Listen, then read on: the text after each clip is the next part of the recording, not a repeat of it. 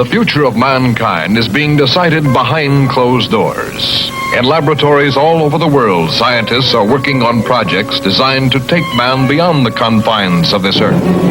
You are looking at the actual models of spacecraft now being developed by agencies of the United States government. This is an Apollo spacecraft designed for elliptical orbit of the moon. Its lunar landing vehicle can transport 3 men safely to and from the moon's surface. These are other types of manned and remote control mechanisms, each designed for a specific function, many already in operation as satellites of this Earth, some in readiness for the moonshot, others designed for probes in deep space, a few to serve as space stations, and the most complex of all, prototypes of craft capable of putting a man on the surface of another planet. The wheel was one of man's first inventions and has been with him all of his civilized life. But now it, like so many other of his creations, must be modified to fit his new demands. These are 3 types of variable radius wheels, designed to transport a vehicle over a rocky surface. New concepts are being created almost daily.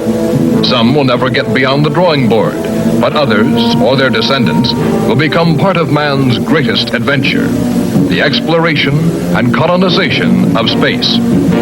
All over the world, men and women are working to make that dream a reality. Every aspect of the journey is being analyzed, from the tiniest control devices to the mightiest rocket engines. But it's not enough to just get there. Just as the great explorers sailed from Spain and England and France to discover the Americas so that the colonizers might come later, so will our exploration spacecraft precede the colonizers of the planets. Already plans are being made for the colonies. Sources of food and power must be found. Artificial atmospheres created. Everything done to build an Earth away from the Earth. No man living today can predict exactly what the future holds. But this much we do know. All through man's march across this Earth, the wildest dreams and fantasies of one age have become the commonplaces of the next. The motion picture you are about to see can be called today a fantasy of the future. But one day, maybe not too far distant, audiences will be able to look back on it in the same spirit with which we view pictures about the first covered wagons crossing the plains.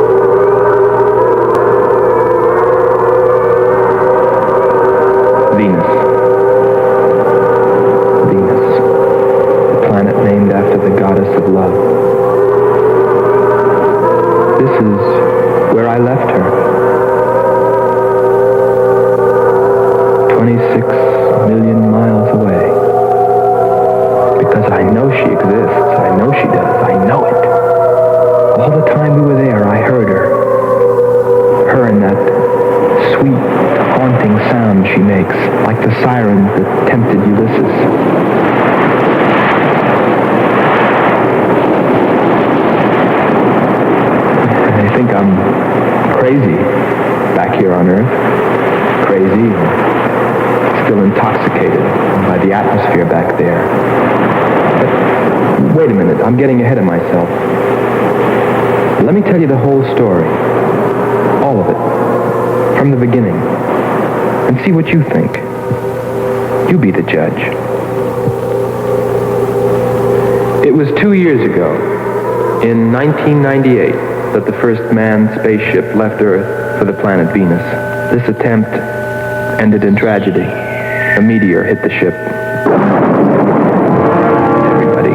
Everything was lost.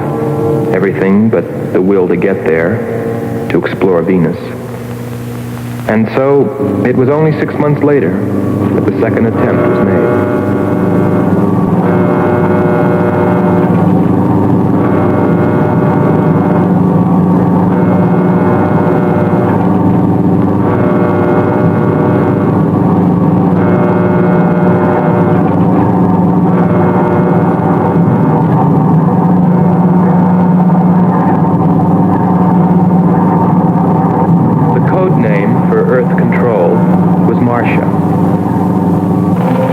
Rockets ready.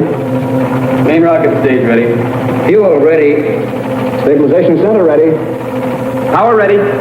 Air conditioning ready. Radar ready. Guidance ready. Airlanes ready for takeoff.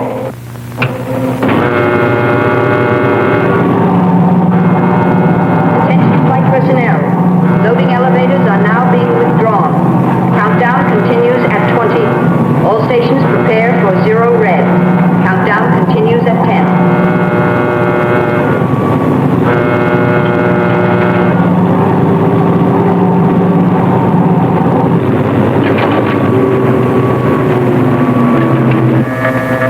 Zero red, -5. Project Red Planet. All units clear. Switch over to standby.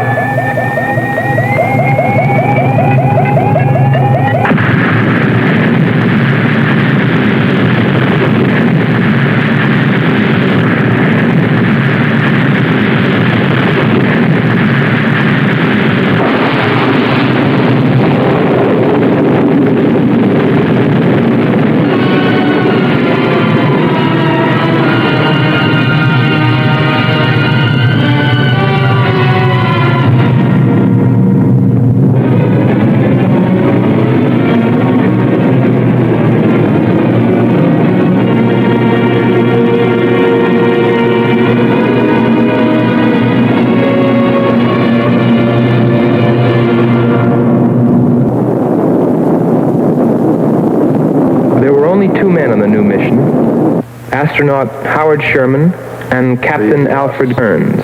But there was another being with them. Kearns' invention, Robot John. Awaken, John. Awaken. Slow, John. Monitor, John. I hear you.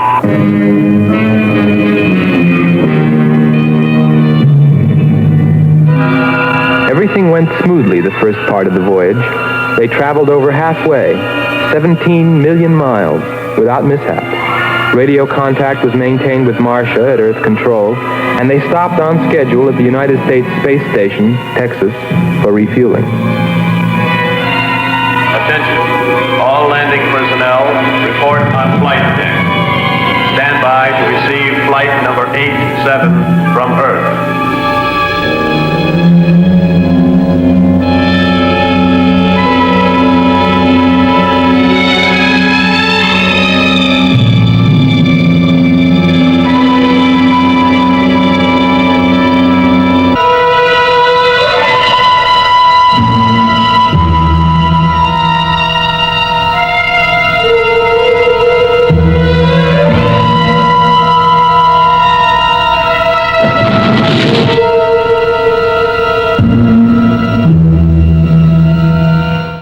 Control, we listened to their progress with more concern than anyone else. Refueling A-OK, over and out. There's more because we were the command crew, and if anything went wrong, we were set to follow. The plan before was There were 3 of us. Commander William Billy Lockhart. It seems so unfair. Astronaut Hans Walters. and me, Andre Vernov. would agree with me, but we can't take that chance. I remember how worried we were as we listened to their voices from so many miles away. Kern's calling Marcia. Kern's calling Marcia. Prejudice. Refueling completed. Ready for blastoff.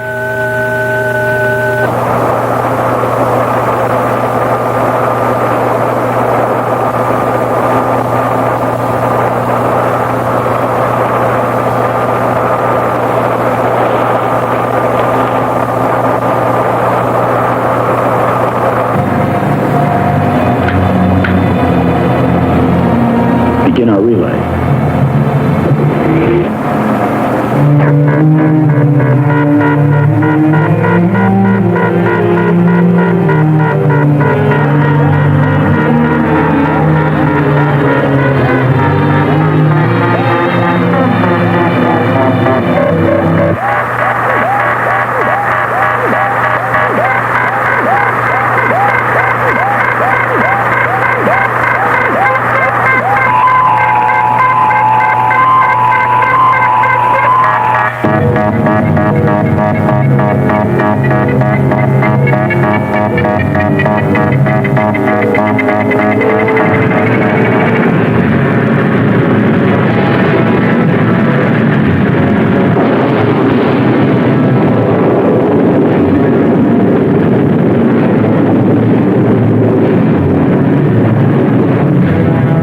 They were on the last leg of their journey.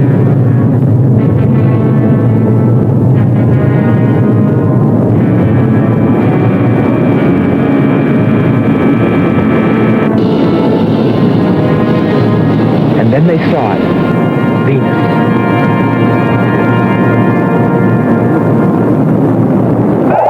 Cloud formations, 30% ash content.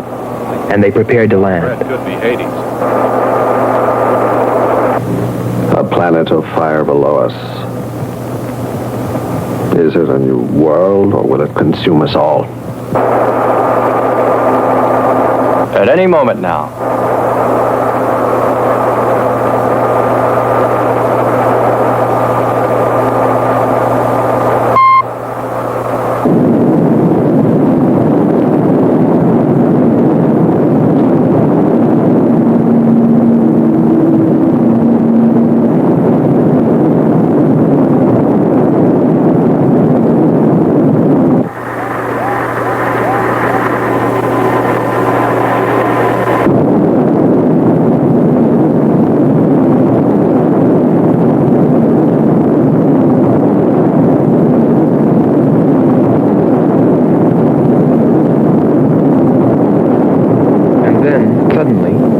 Things started going wrong. Black clouds. Lightning. I don't like the looks of this. I'm turning control over to Robot John. Ahead, steep mountain. I am going up. Wow, close call. We're watching on the location finder. The area is strange. This is truly a prehistoric planet. Landing location is square 73. We're now dropping our beacon. Landing 300 meters southwest of square 73. Oh, there's water beneath us. We're drifting. Sherman. Kern. Answer.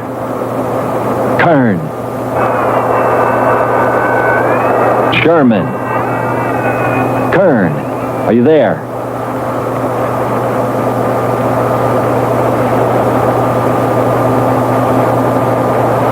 It's hopeless. Well, very soon after that, it became clear there was only one thing to do. Blast off for Venus ourselves.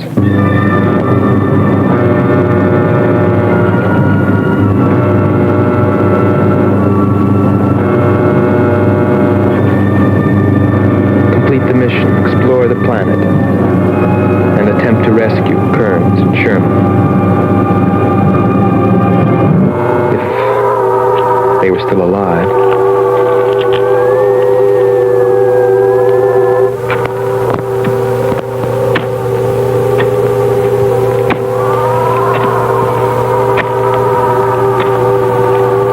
Coming.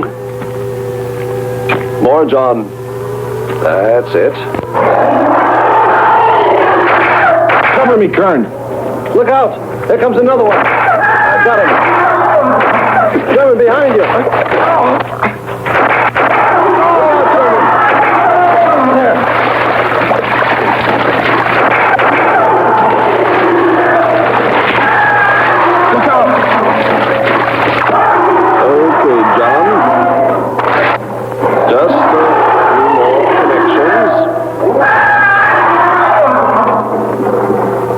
There.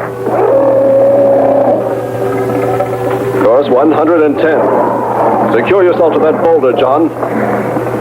Proceed. Proceed.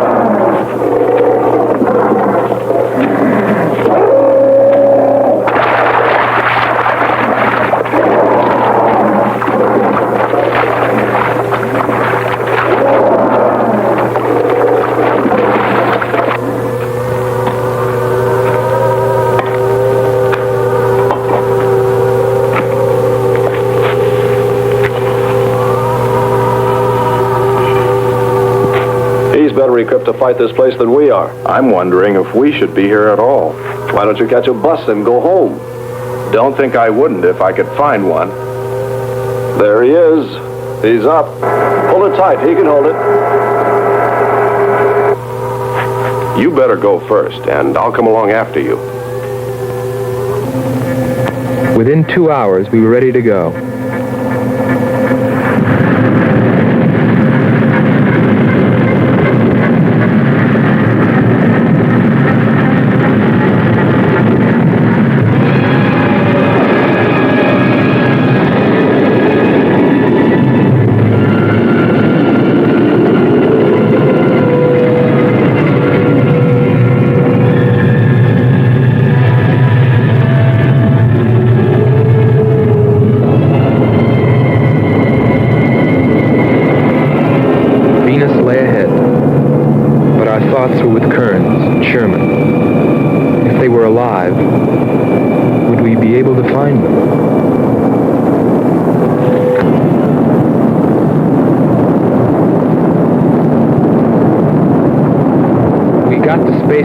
Texas ahead of schedule. Repeat. Stand by to receive unassisted landing.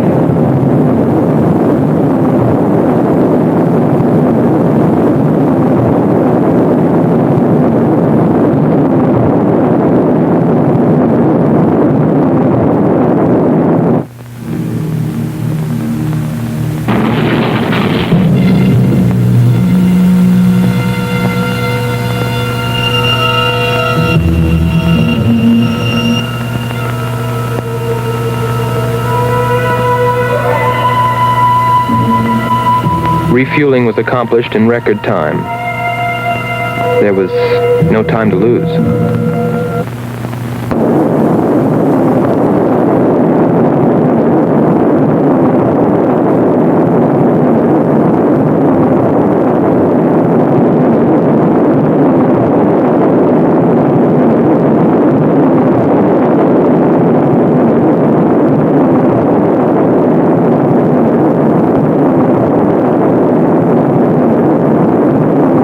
Funny, considering the way things turned out.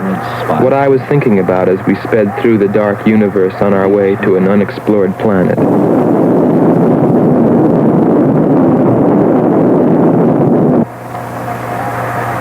I was wondering if maybe there wasn't some reason that Venus had been named after the goddess of love.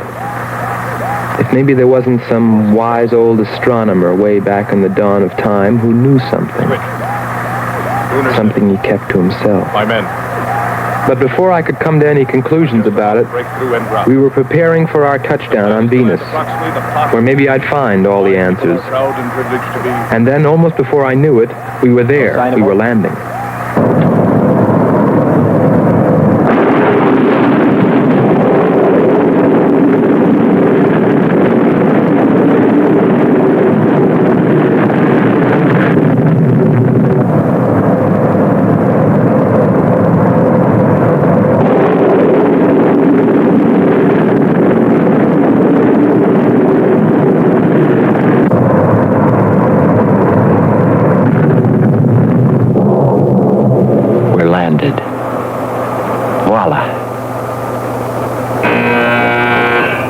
begin celebrating yet.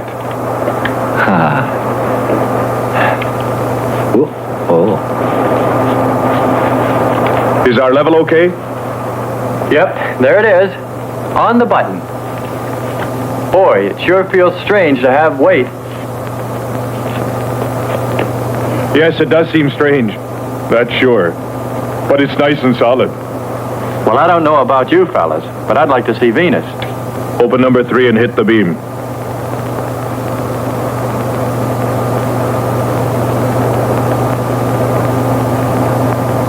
Paper, try the port viewer. Telescreen gets it okay. We'll pan port. Formations of weird rock. Something's there. I'll switch on the outside sound pickup.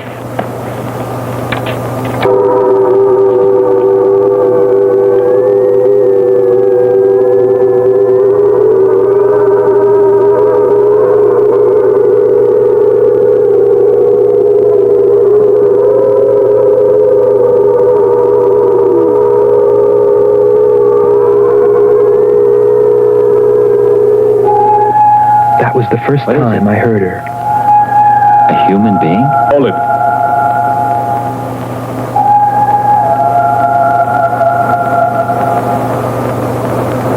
It's finished. Transfer it to playback. Meanwhile, you might check upon the atmosphere, Hans. It better be good. Then you better get your spacesuit. We'll move out. Andre, I want you to attempt a contact with Sherman by radio. If you raise them, tell them to report their position. Then get yourself into a spacesuit. We're going to walk about. I'll be right behind you. That'll be handy if I slip. Get popping now. It's 4.7 on oxygen. That's pretty close.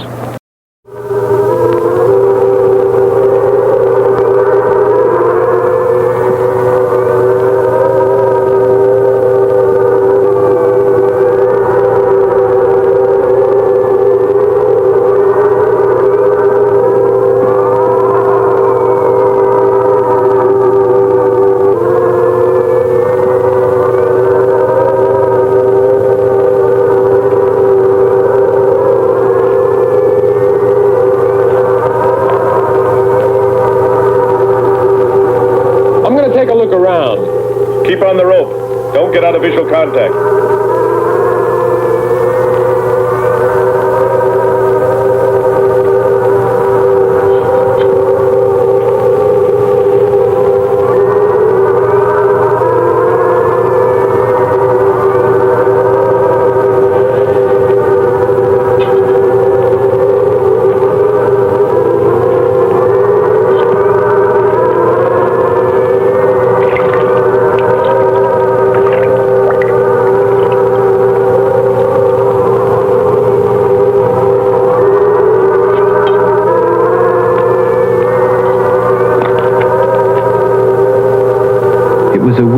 Desolate place, but it fascinated me.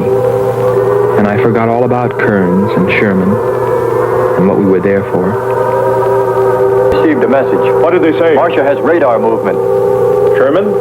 She can't be sure, but it looks like two objects. One metallic and moving in the area we expected to search. Probably Kern and Sherman. Come on, Andre.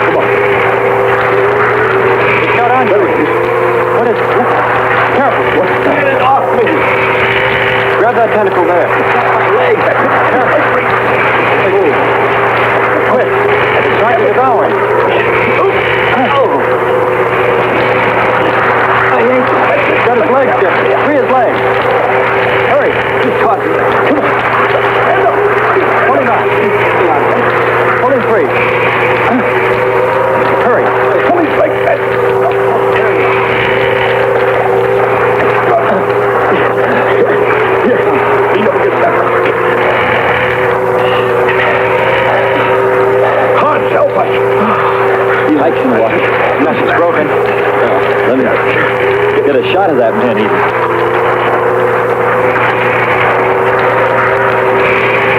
Careful, Andre. You want to fight that thing again.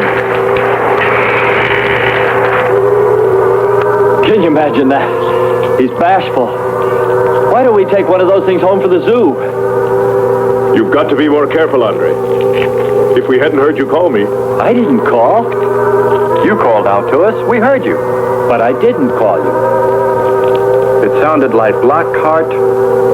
Let's be getting back.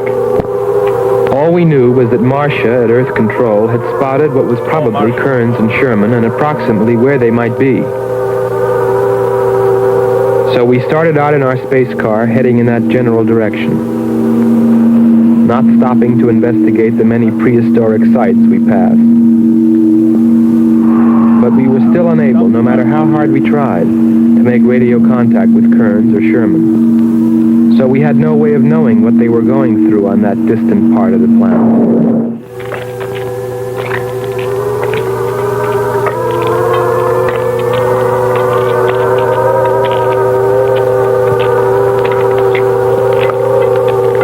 Rest. We've very little oxygen left us. Hope they're on the way. Looking for us. Through this heat. They may not be able to make it through to us. You better hope they'll get through it and spot us.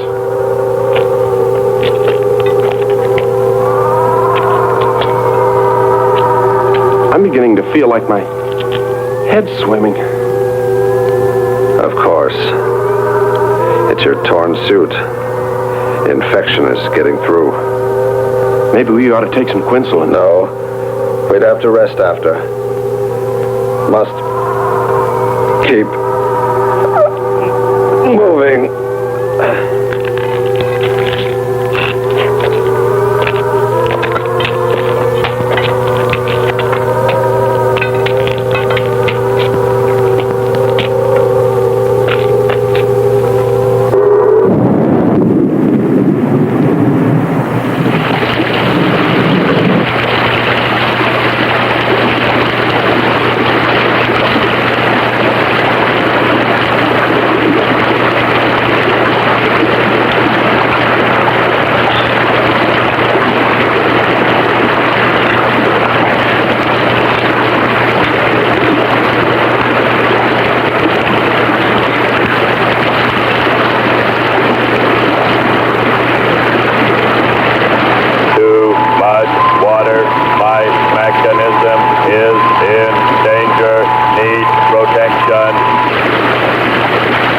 John.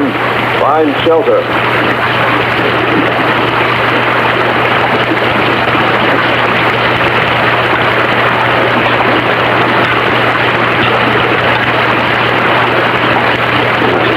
Don't stop.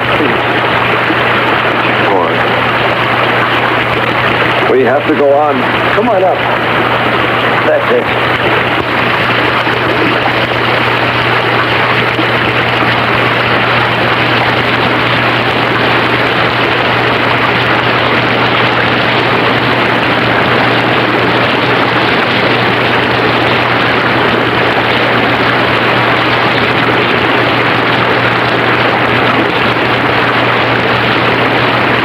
Can't stay here, we'll be washed away. John! Bring him this way. There is no water. Come on, just a little bit further. There's a cave right over there. Come on. That's it. Just a few steps further.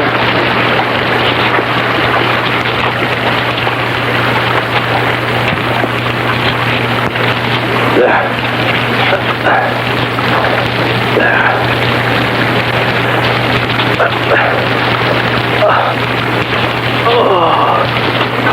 I don't think I can go on much further. John, stay with us. Make sure they find us. They should know. Must continue to work the laws of mathematics. There's always a precise probability. Mathematics, my proof. Mathematics, my...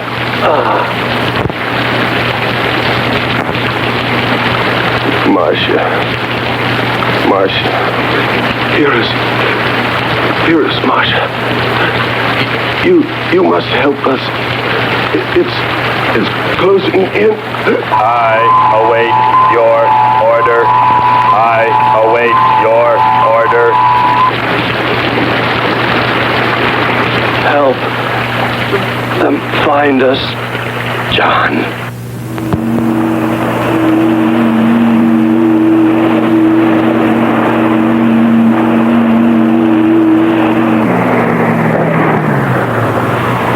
The shoreline's the best. If we do, my friend, we'll never make it to him. Fat chance there is of finding him.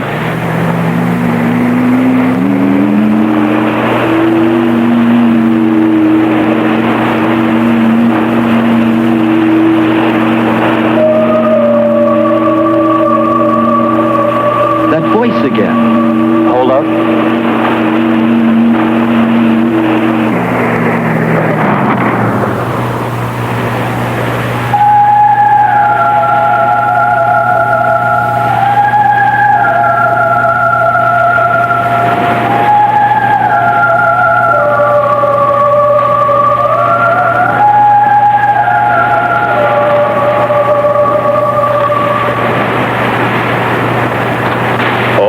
Sounds like a girl. A girl? Perhaps. Or a monster.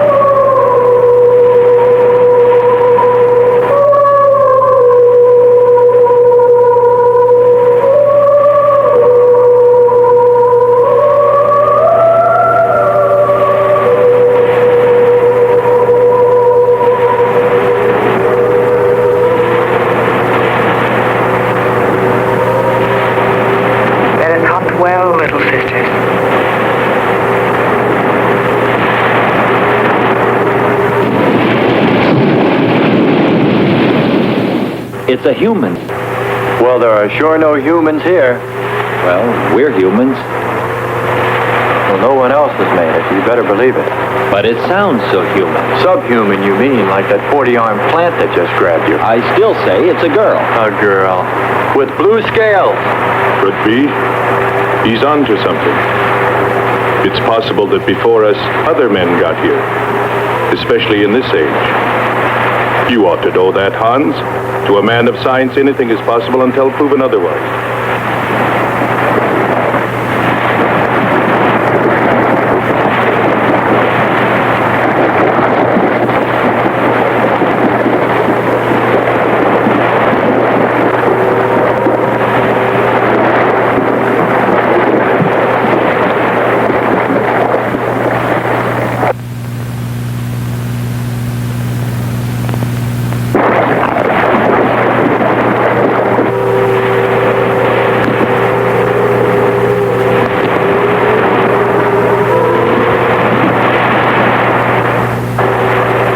I can't imagine any people in their right mind exploring planet Venus. Come on, Hans. We're here, and we're in our right minds, aren't we? Let's go.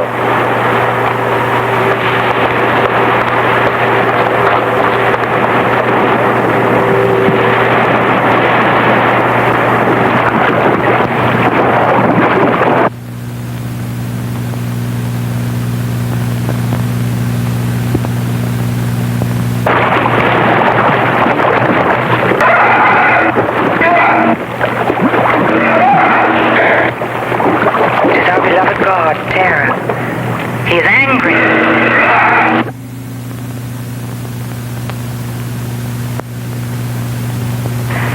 We must leave this place. Come, follow me. Lord save him. What? There's no response from Kern or Sherman. Well, we should soon be there.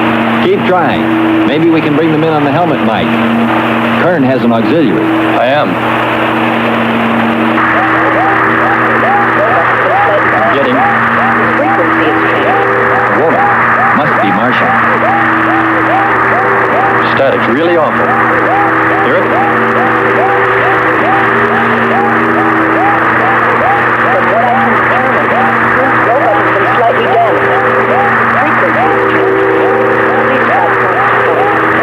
Move it up. Point to point on the dial. We'll find it. I'll try it.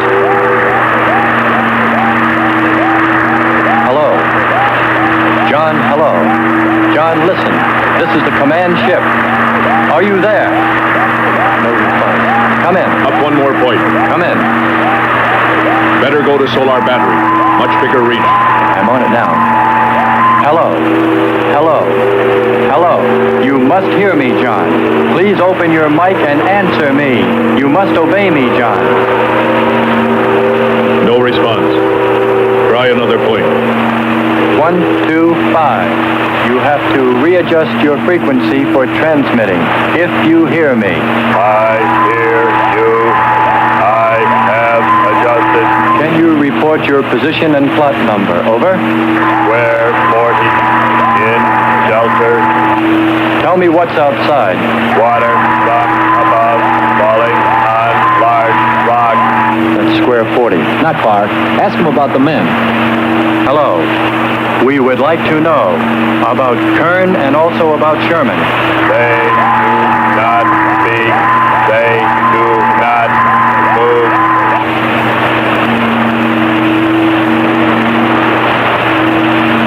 How much time before we get there? Who knows? Commander, maybe the robot can help. Try. Keep an eye on the compass. Grab onto them. Hello. You will listen, John. First, you will obey me and do precisely what I say. You will listen. Listen, John. Obey my every command. Remove container 2 from Kern's first aid kit. Repeat. Container 2.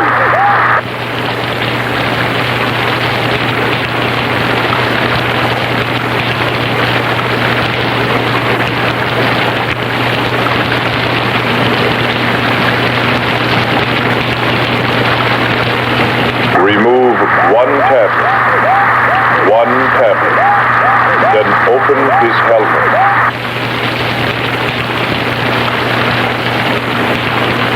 I have one tablet. Place the tablet in his mouth. You must do this quickly. Revive him with water.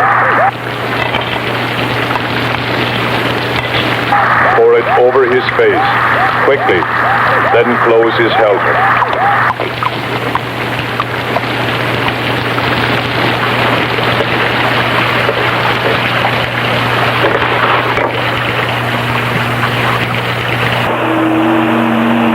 At least we know they're alive. Let's hope they stay that way. Commander, look there.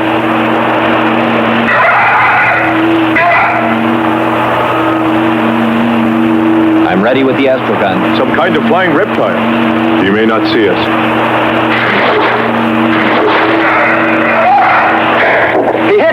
He's turning around.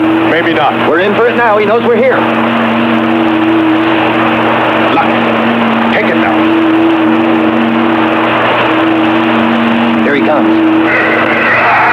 Don't miss him. Here he comes again. Open hull. We'll submerge. We were forced to submerge, even though we had killed the flying reptile, because of the damage the creature had caused when it hit us. And it was a good thing, too. For here, under the sea, we were to find the second clue to life on Venus.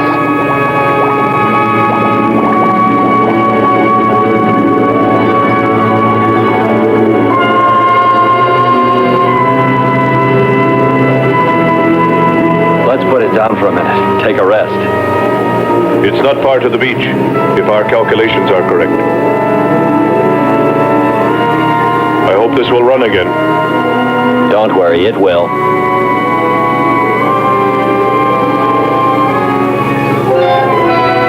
Look, the cliffs are all in even rows, like streets.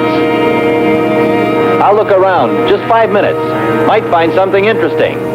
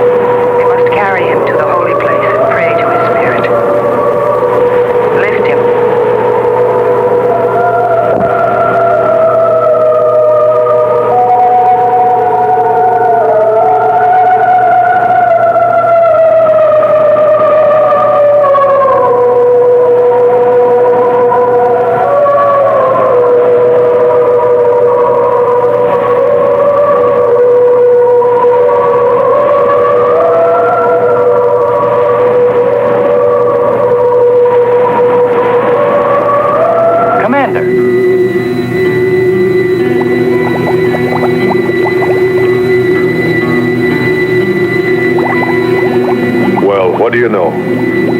It's a statue. Andre!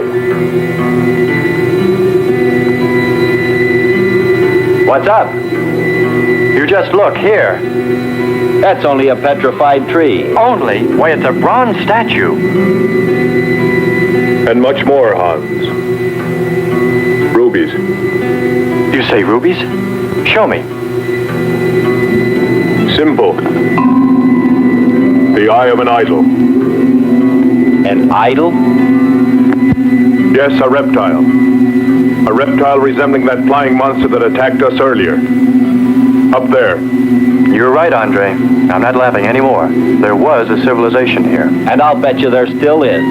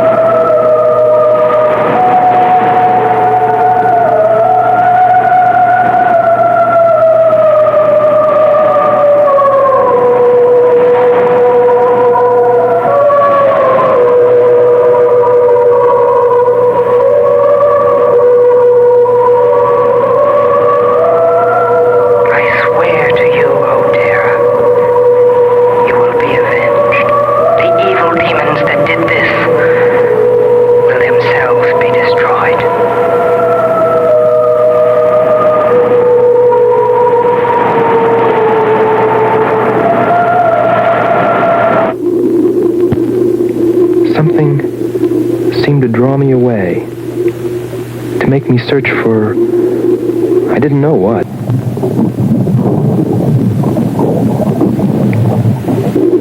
I felt something, I don't know. I felt as though I were being watched. But I didn't see anything except a harmless octopus.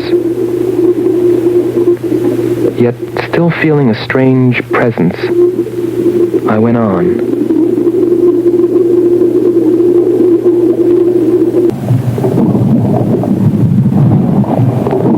But then, as quickly as it came, that weird sensation vanished, and then there was nothing. Nothing but the sea. So I followed my original impulse, looking for a clue like the statue of the flying reptile.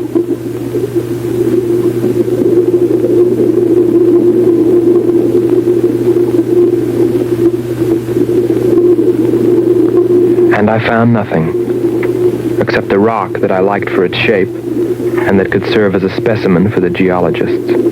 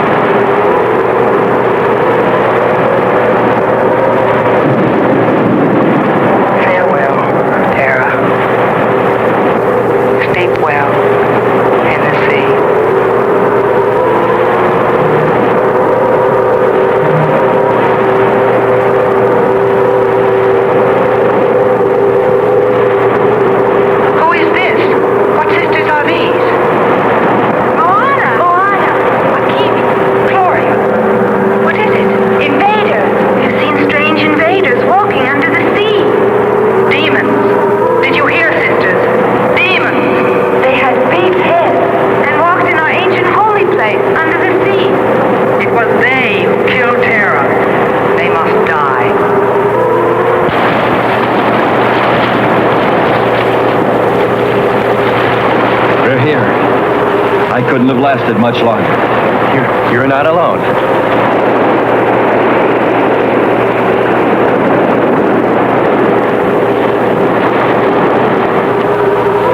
Here we are, Skipper. Good. We'll need more fire.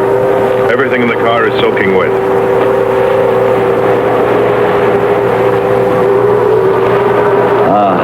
Feels good to sit. How are the batteries, Hans? They stayed dry. The atom plant? Still hot. You've got that worried look again, Hans.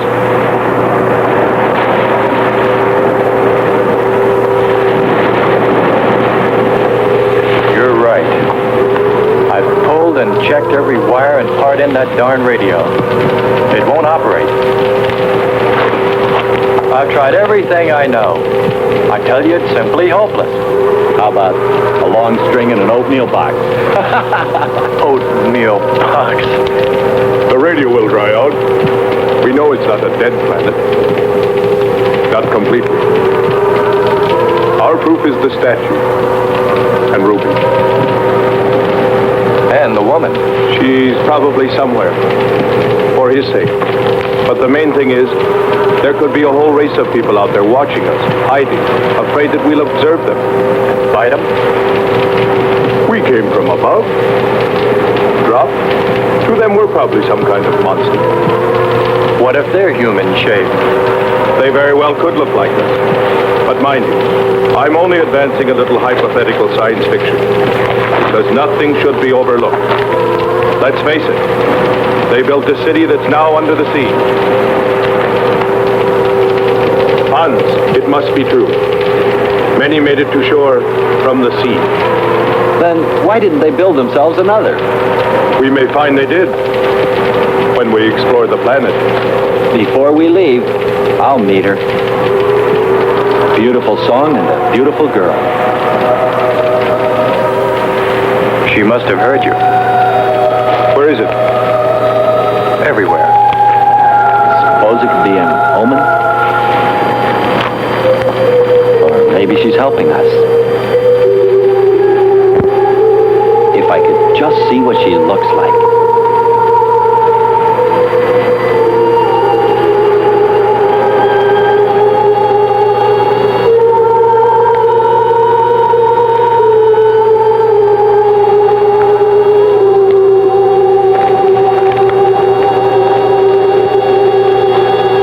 Make it? I'm sure.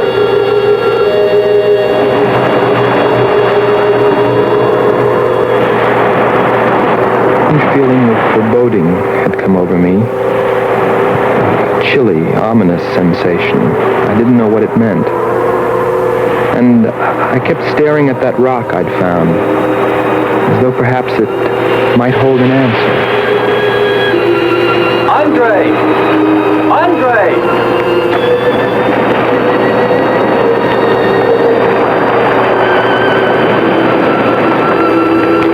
Thanks for waiting. She'd take care of you. Stop teasing him, Hans. He's in love.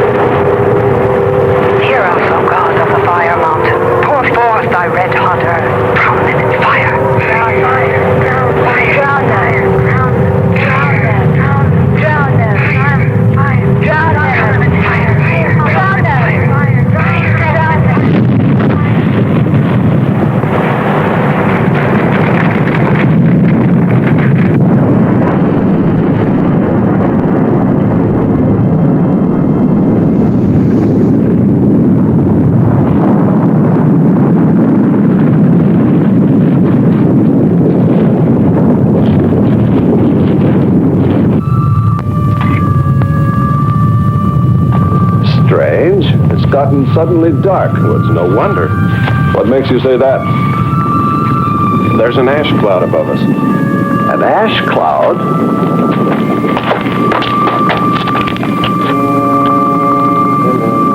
A volcano. Yes. It's spectacular. And beyond the volcano, it looks like the lights of a city. The red spot Andre saw.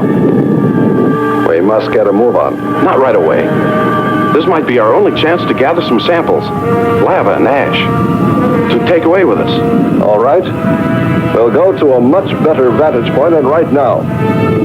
Sherman, come. But look at the magnificence. No one on Earth has seen such a sight.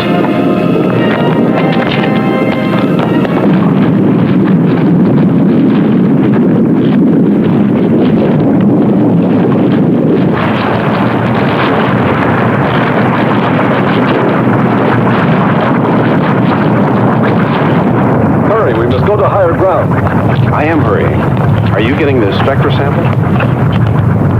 Getting it now. That's enough. The lava is rising.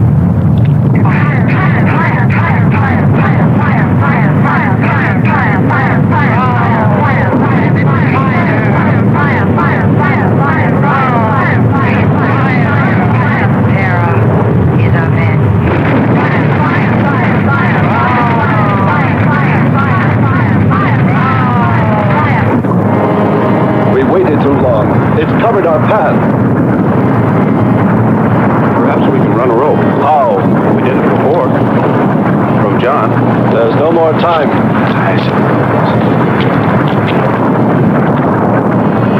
Don? Yes, I hear you. Carry us across the lava. Climb on, quick!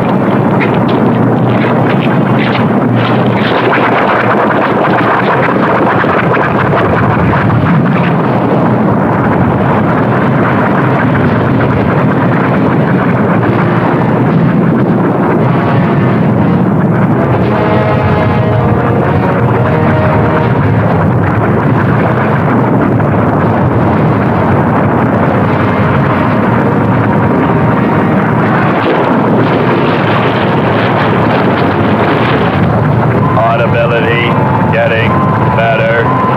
Why is he talking? Listen. Giving radio distance according to your request. Am determining distance 2 miles. It's Lockhart. I hope so, my friend. I'm sure. They'll be by here any minute yelling taxi.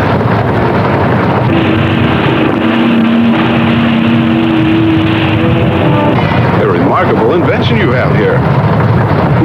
Nice to hear you admit it, Alan. Temperature, lower extremities, 500 degrees. My self-preservation mechanism says I must eliminate extra weight. What now? Disconnect the mechanism. Where? Open the door. Here? First panel. Hurry or we're dead for sure. I don't know which. Let me. I am forced to free self of this weight.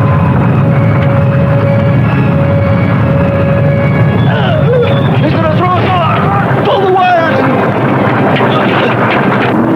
For the lava. Speed, Hans. Smash the panel! I've done everything. Kern.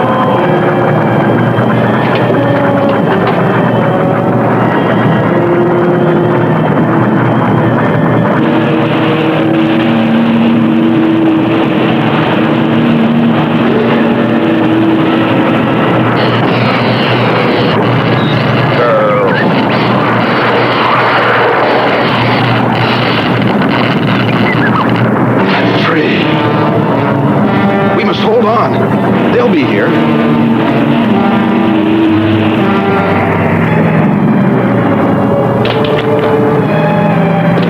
Wish me luck.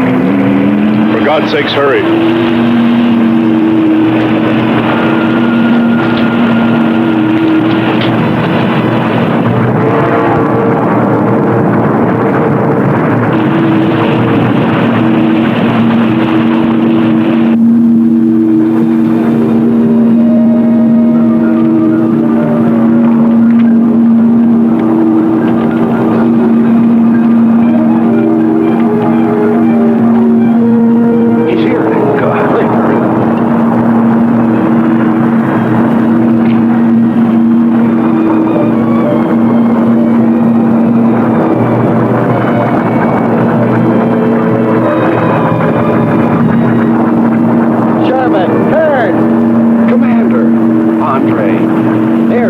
You out, my friend. I never thought I'd see your ugly face again.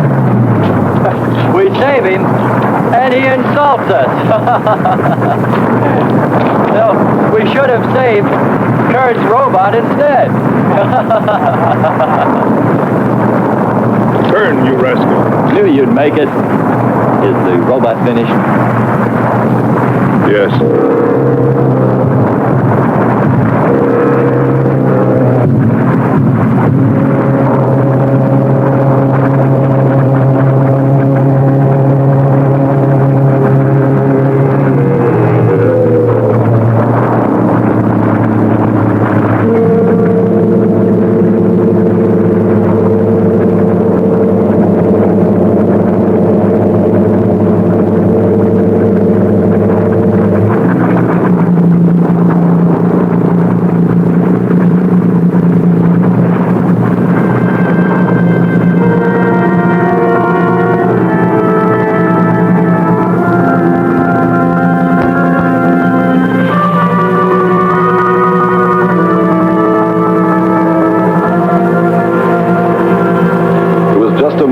not. And yet when his destruction was imminent, he called my name. Looks placid and calm. But frightening. Yes, I suppose it does, if you use imagination. We'll soon be home. That's right, but we leave a friend behind. Come. Join the rest of us.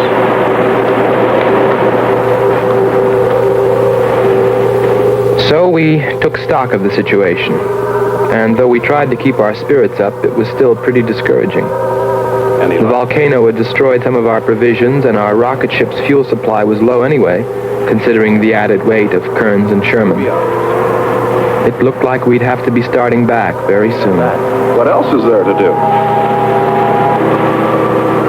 Well, we can look for Andre's girl.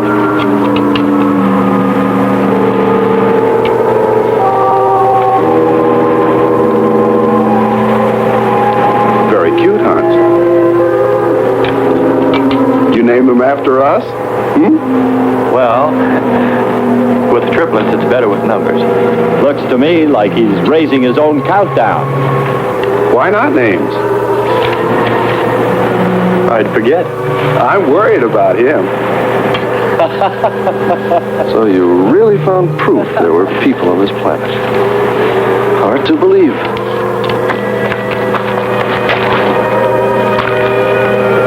Believe it or not, my dear Mr. Kearns, it's true.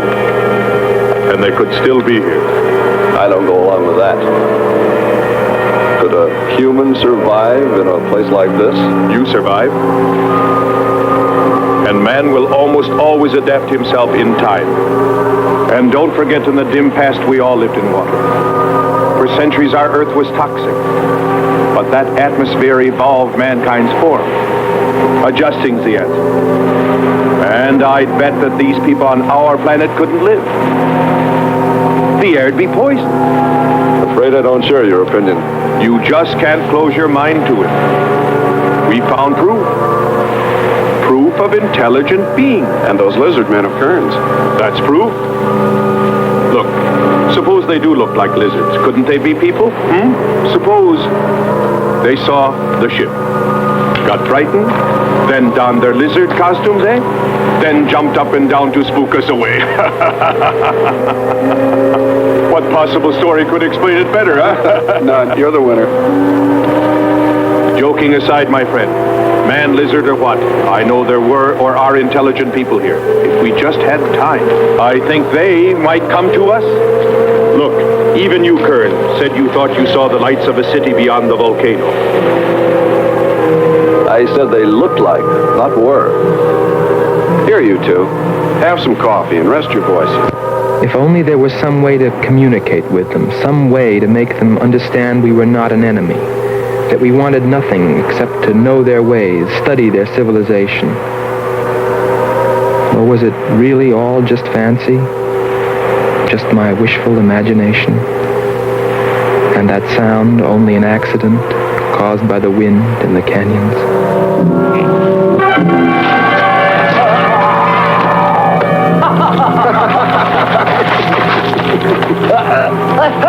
Hey, watch it! Now that's for your countdown gag about my children.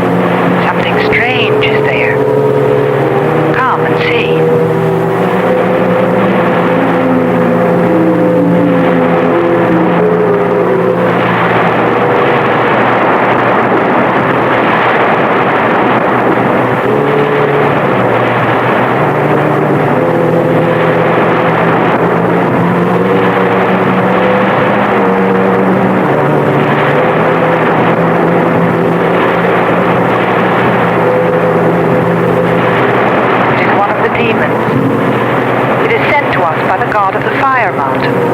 He shows us his power.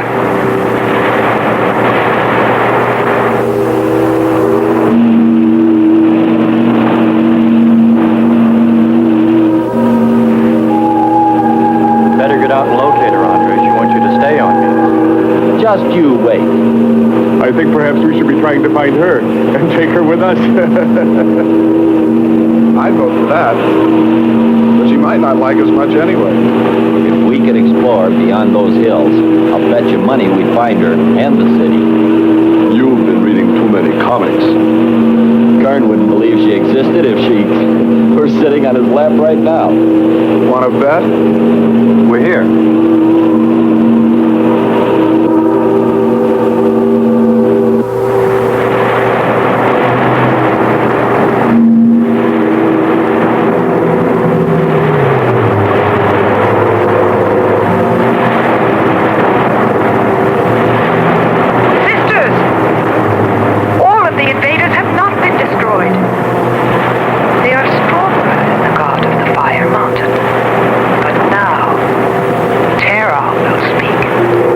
We did a job we can be proud of. Look at all the samples we got. There's going to be a large headline when they see all these great things we're bringing back to them. This one's loaded, old man. Steady, child. Bring the Spectra.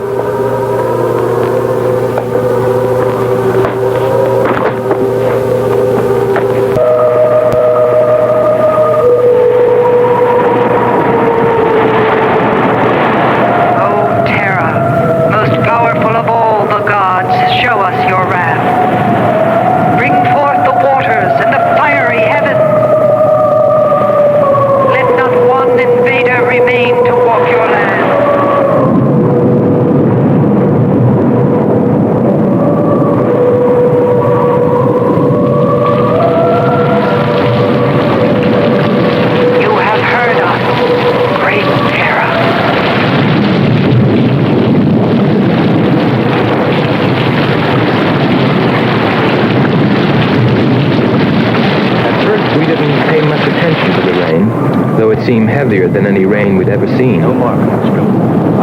But it continued without let-up. In fact, it seemed to increase in strength. As we planned our takeoff procedure, which required some adjustment because of Kearns and Sherman, I know we all felt slightly uneasy, nervous, as we listened to the heavy rainfall on the ship. For myself, I listened with a sinking feeling, as though every drop were taking me further and further from ever finding her. Then suddenly...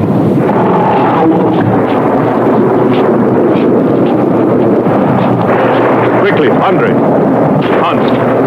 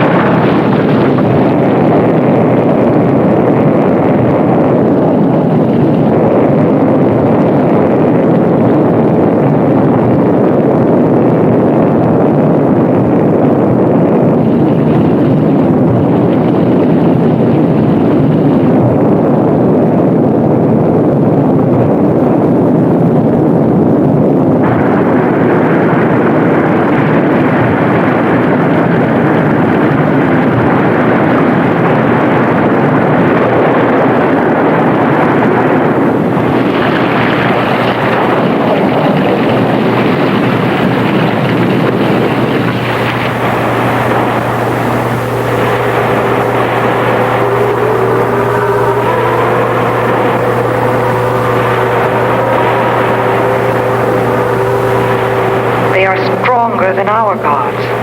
They are stronger than Terra.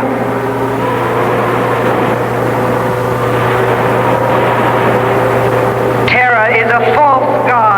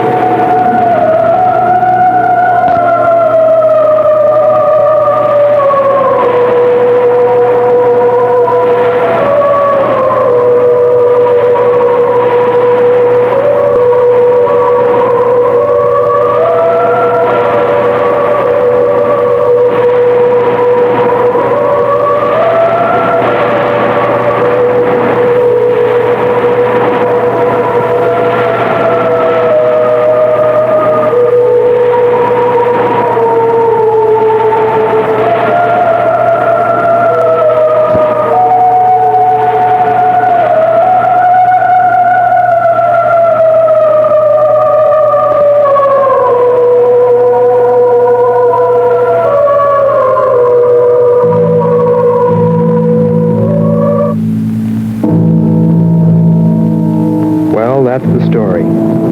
It's been 2 years now, and there's been no plan to return to Venus. Lockhart and Kearns have moved on to other missions. There's Mars to be explored, and Jupiter. But I can't forget her, and I'm going back. Maybe someday I'll see her. Maybe I'll die trying.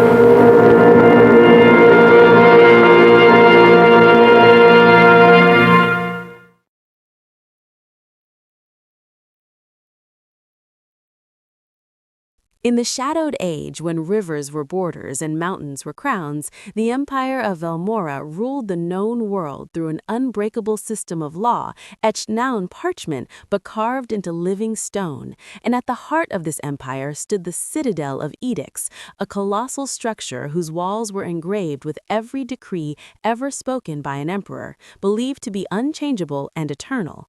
Yet, on a rain-soaked night beneath thunder-split skies, a young stone carver named Doren discovered a hidden lair beneath one of the oldest edicts while repairing damage caused by an earthquake, revealing a forbidden inscription that contradicted the official history of Velmora by claiming the empire was founded not by wisdom or unity, but by a deliberate lie sealed with ritual sacrifice. And as Doren traced the concealed words with trembling fingers, the stone bled faint red light, imprinting visions into his mind of the first emperor binding the population through fear disguised as order, erasing rival truths and embedding obedience into the very architecture of the city. And with each vision, Doren realized the stones of Velmora were not passive records, but living conduits that enforced obedience by resonating with the will of the throne, subtly shaping thoughts, suppressing rebellion, and ensuring generations would never question the system they were born into. And before he could flee the citadel, the stones themselves shifted, sealing exits and guiding him downward into forgotten chambers where echoes of erased voices whispered warnings of what happened to those who learned the truth. And as imperial bells rang above, announcing a new decree that promised peace through stricter control, Doren understood with chilling clarity that the empire's laws were about to tighten further, that the living stone had chosen him as its witness, and that his discovery placed him at the center of a silent war between truth and order that had been raging beneath Velmora for centuries, waiting for someone brave or foolish enough to listen. As the imperial bells continued to echo through Velmora, their sound vibrating through the living stone like a command rather than a warning, Doren was drawn deeper into the citadel's hidden veins, where the walls pulsed faintly with a dull crimson glow, responding to his presence as if recognizing the touch of one who had seen beneath the lie. And with every step, the whispers of erased voices grew clearer, recounting the fates of scholars, builders, and judges who had once questioned the first edicts, only to vanish into the stone forever, their minds absorbed into the empire's foundation. And when Doren reached a vast subterranean hall, he saw rows of human-shaped impressions carved into the walls, each filled with stones so smooth and lifeless it could only have been poured while still warm, revealing that Velmora's laws were quite literally written with human sacrifice, binding loyalty into the empire through fear immortalized as architecture. And as the horrifying truth settled in, the living stones surged, forcing visions into Doren's mind of the current emperor preparing to issue a final edict that would permanently fuse the will of the throne with the minds of every citizen, eliminating dissent not through violence, but by removing the very concept of disagreement. And realizing that this decree would end all freedom while preserving perfect order, Doren struggled against the stone's pull and managed to escape into the storm-lashed streets above, where the city felt different now, quieter, heavier, as though the buildings themselves were listening. And as imperial enforcers began searching for the disturbance within the citadel, Doren fled into the outer districts, carrying a terrible choice: to reveal the truth and risk the empire collapsing into chaos, or to let the final edict be carved and watch Velmora become an eternal monument to obedience without thought, knowing that whichever path he chose, the stones would remember his decision forever. As night fell and rain washed the streets of Velmora into dark mirrors, Doren moved through the outer districts where the stone buildings were older and less refined, yet even here he felt the subtle pressure of the living edicts pressing against his thoughts, urging compliance and stillness. And while he hid among laborers and forgotten artisans, he discovered that the stones responded differently to those who questioned them, growing colder, rougher, as if rejecting minds that no longer fit the empire's design. And it was in this neglected quarter that Doren encountered the Fracture, a secret network of masons, historians, and former officials who had long sensed the falseness embedded in Velmora's laws, but lacked proof. And when Doren revealed the bleeding inscription in the sacrificial halls beneath the citadel, the Fracture realized the moment they had waited generations for had finally arrived. Yet before they could act, the living stone throughout the city convulsed as the emperor began carving the final edict, causing citizens to collapse in the streets as the decree attempted to imprint itself directly onto their minds. And in that chaos, the fracture smuggled Doren through forgotten aqueducts toward the city's ancient foundation pillar, the first stone ever raised by the Empire, believing that if truth could be carved there, it might ripple through the entire structure and break the spell of obedience. But as they reached the chamber, Doren felt the stone resist violently, showing him visions of cities burning, laws dissolving, and humanity devouring itself without order, forcing him to confront the terrifying possibility that the lie of Velmora, however cruel, had prevented even greater horrors. And as the Emperor's voice thundered through the stone above, nearing the final words of the edict, Doren realized the choice before him was not between good and evil, but between freedom and safety, a decision that would define not just Velmora's fate, but the nature of civilization itself. As the final edict's words thundered through the living stone and the city trembled beneath the weight of enforced unity, Doren stood before the ancient foundation pillar with the members of the fracture watching in fearful silence. And as his chisel touched the primal stone, he felt the Empire's will surge violently through his veins, showing him endless futures where truth shattered society into war and famine. Yet alongside them, he saw quieter visions the edicts had hidden, people choosing compassion without command, communities forming laws through shared understanding rather than fear, and progress born from questioning rather than obedience. And with hands shaking not from doubt but from responsibility, Doren carved a single line of truth into the foundation, not a call to rebellion, but a declaration that laws existed to serve the people and could be changed by them. And as those words sank into the stone, a shockwave rippled upward through Velmora, cracking walls, silencing the bells, and freeing countless minds from the invisible grip they had never known existed, causing the final edict to fracture mid-carving and the Emperor's voice to dissolve into stunned silence. And though chaos erupted across the city, arguments, protests, and fear spreading like wildfire, there was also something new in the air, a raw, painful freedom that no edict could erase.